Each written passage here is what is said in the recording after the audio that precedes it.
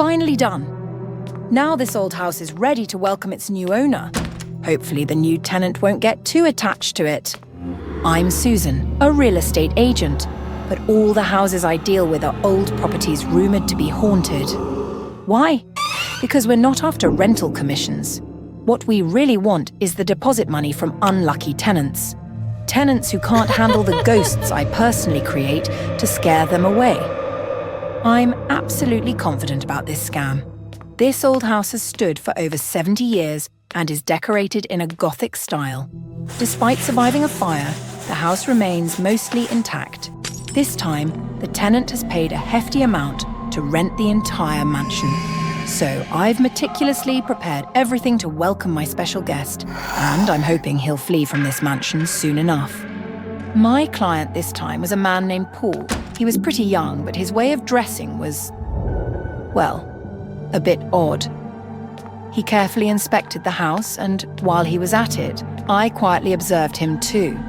His suitcase was compact, but he also carried a bag filled with random stuff. Looking closer, I noticed a few exorcism tools inside, silver daggers, holy water, and a crucifix. Looks like I've run into another religious fanatic, I thought to myself. Paul suddenly asked, "Are you Christian too? That rosary you're wearing looks quite special." I was caught off guard but quickly brushed it off. Yeah, my family's Christian. My aunt's even a nun. I glanced at the rosary and explained, it's a gift from her. But honestly, I just wear it as an accessory. Paul agreed to sign the rental contract on the spot. I smirked inwardly.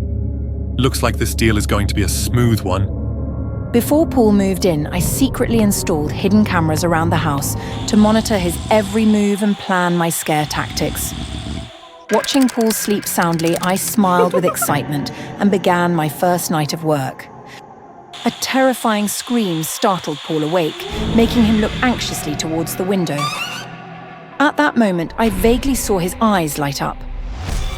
The window had handprints made of glowing water, a bit of red light, and a horrifying scream from the Bluetooth speaker, creating a spooky scene. I eagerly waited for Paul's reaction, but he seemed unfazed and went back to sleep. Looks like I underestimated him, but no worries, the fun is just beginning. The next day, I printed a picture of a human head, put it in a jar, and placed it in the fridge. I sat in front of my computer anxiously waiting for Paul's reaction, but Paul didn't seem scared at all. He looked straight into the camera and bluntly exposed my prank. I also tied a fake ghost made of white cloth to a string, making it fly in the hallway. Watching Paul's reaction, I couldn't help but suspect he was expecting something truly scary to appear. But whatever the reason, one thing is certain. He has no intention of leaving anytime soon. And I won't give up that easily either. This time, I decided to scare Paul myself. I snuck into the house with a spare key, carrying a large human skeleton model. But as soon as I entered, I saw a charred skeleton rushing towards me. Instinctively, I tried to use the remote to stop it, but it was clearly not one of my controllable props. I had encountered a real ghost. My whole body froze, and I tried my best to scream for help. In my desperation, Paul appeared and splashed holy water on the skeleton, making it scream in agony. I stared in shock at Paul and the skeleton, letting Paul drag me away. Paul calmly drew a strange circle and said, "I am an exorcist. This house once belonged to an English landlord who killed many slaves and fed their hearts to his daughter, believing it would cure her heart disease. I will perform a ritual to help their souls find peace." I scoffed. You're joking, right? This is just another one of your pranks. Paul didn't argue and splashed holy water in my eyes. Suddenly, my vision cleared. Around me, dozens of ghosts appeared, their faces twisted, eyes burning with hatred. They were all staring at me. I felt like my 27-year-old worldview suddenly collapsed. I wanted Paul to say something to me, but he was focused on his exorcism. The ghost of the landlord seemed to sense the danger. He used the mirror to command the slave ghosts to break Paul's protective circle. I was confused about how to help Paul. Suddenly, the wound on my hand heated up. My arm was being controlled. I remembered the wound was caused by that ancient mirror. The landlord must be using it to control me and harm Paul. Just as my fingers were about to pierce Paul's artery, Paul suddenly opened his eyes, stopped my hand, and grabbed my rosary. With just the rosary beads, Paul easily destroyed all the screaming ghosts around us. As I was about to run to hug Paul, a chilling sensation enveloped me. A strange voice echoed in my head. Finally, that pesky rosary is gone. Now this body will be mine. I looked in horror at my transparent body. It turned out they had been targeting my body all along, but I was always protected by the rosary. The landlord sacrificed his soul to trick Paul into breaking my rosary so his daughter could possess my body. I tried to scream for Paul's help, but it seemed no one could hear me. Is this the price I have to pay for exploiting ghosts for my own gain? She's a goddamn psycho. I don't know what to do with my stepdaughter anymore. She took a bunch of pictures of me while I was sleeping. Everything started 6 months ago when I married Harry. He has a 13-year-old daughter, Lily, from his previous marriage. I don't have any children of my own. The problem is, Lily and I haven't been able to get along. Since the wedding, things have gotten progressively worse. Much worse. At first, she ignored me. Now she's aggressive. My favourite shoes were smeared with paint. My designer clothes were turned into rags. She even splattered black ink all over our bed like some bizarre art project. Who knows what goes on in these kids' minds? Harry has talked to her many times, but he's never truly scolded or punished her. Lily needs to be held accountable for her actions, but he's too soft to discipline her or take away her phone. He keeps defending her, telling me to be patient and give her more time to adjust. He says Lily is going through a tough time. But what about me? I'm also struggling. I can only sigh and let things slide, but it's getting worse. Harry went on a business trip for 3 days, leaving me to look after Lily. Right off the bat, she started to annoy me. She casually wore my necklace without asking. I told her, "You can wear my necklace, but you need to ask for my permission first." "I don't need to ask for anything," she said. "Yes, you do. You need to learn to ask adults for permission. While your father is away for the next 3 days, you have to listen to me." "I won't listen. You're not my mother," Lily yelled, tugging the necklace until it snapped. I was super angry, so I took her phone and banned her from using it for the next 3 days. She ran to her room, slammed the door, and cried. I called Harry to explain the situation. I knew he was upset, but he agreed that Lily needed to change and that taking her phone was the right thing to do. I thought that was the end of it, but then I discovered something horrifying. That night, after Lily went to bed, I took a selfie to send to Harry. When I opened the photo gallery, I saw pictures of me, sleeping. What the hell was going on? I must have picked up Lily's phone by mistake. But why had Lily taken photos of me sleeping? They were blurry and dark. She hadn't used the flash, but I could clearly see my face pressed against the pillow, eyes closed. I could see Harry's shadow in the background, turned away. I scrolled to the next photo, still of me sleeping, but from a different angle, taken from below, like she was hiding under the bed. I checked the timestamps. They were all around 2 a.m. Over several weeks. I panicked. Now the only thing I could do was call Harry, but the long ringing tone echoed in my ears, my heart pounding. I called again. Still the long ring. He must have set his phone to silent because he has a meeting tomorrow. "Jen!" someone suddenly called. From behind me, in the dim light, that was Lily, her wavy hair falling over half her face. Lily wanted her phone back.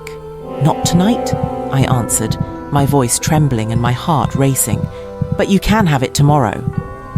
Lily shrugged and walked back to her room. I looked through the photos again. Why had Lily taken these pictures? To threaten me? to scare me? Was she planning to kill me, or maybe she just wanted to embarrass me?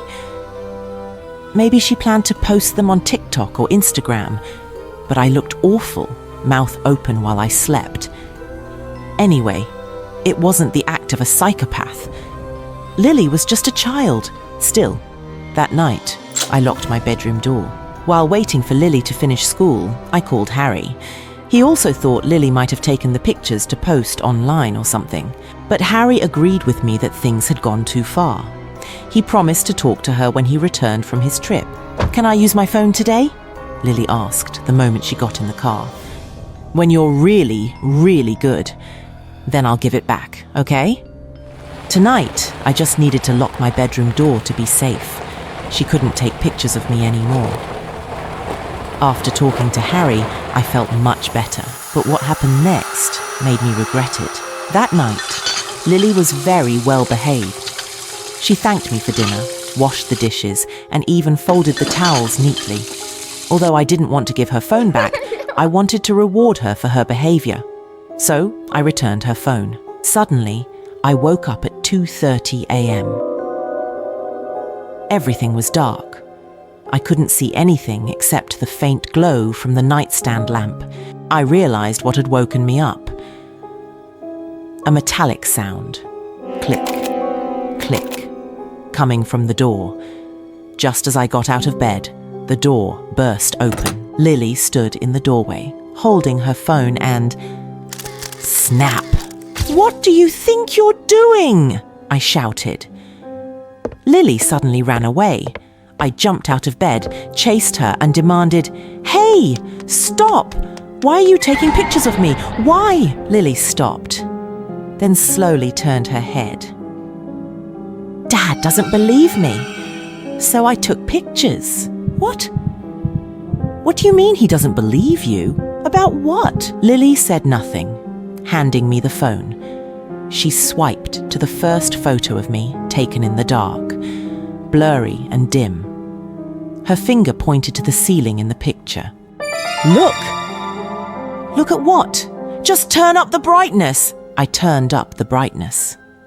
In the picture, something was on the ceiling. Long shapes, crisscrossing.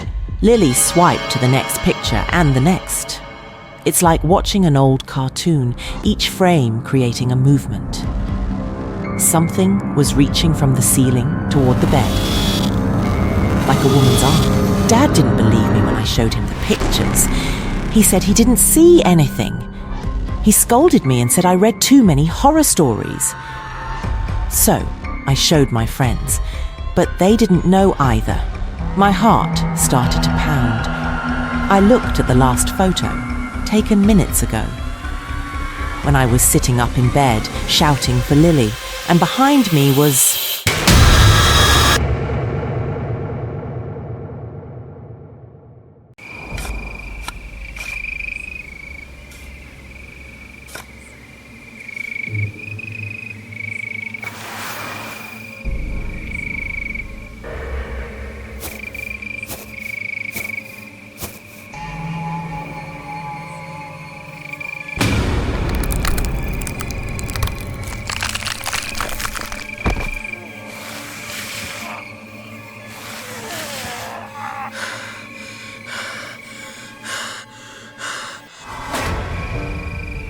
I woke up on a bench, cold and disoriented, the park lights casting eerie shadows around me. My body ached as if I had been there for days. My clothes were crumpled and dirty. But I couldn't remember how I ended up like this. It felt like I had just fallen out of life. No job, no place to live, no friends left. I wandered aimlessly for what felt like hours before I found it. A small, unassuming building nestled between two larger apartment complexes.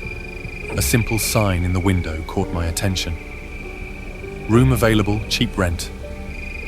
With nowhere else to go, I knocked on the door. Clara answered, her face pale under the dim hallway light. Her eyes lingered on me for a second too long before she said, "You remind me of someone I used to know. she said, her voice smooth, almost melodic. Anyway, come in. I've been looking for a new roommate. I should have been cautious, but desperation overruled any instincts I had. The apartment was clean, almost unnervingly so. Minimalist. Just a few paintings on the walls, some simple furniture. It felt sterile. Yet, after weeks of feeling like I was spiraling, it was a refuge. Rent's cheap, Clara said, her eyes never leaving mine. but there are some rules. I didn't care. I nodded, signed the lease, and moved in the next day.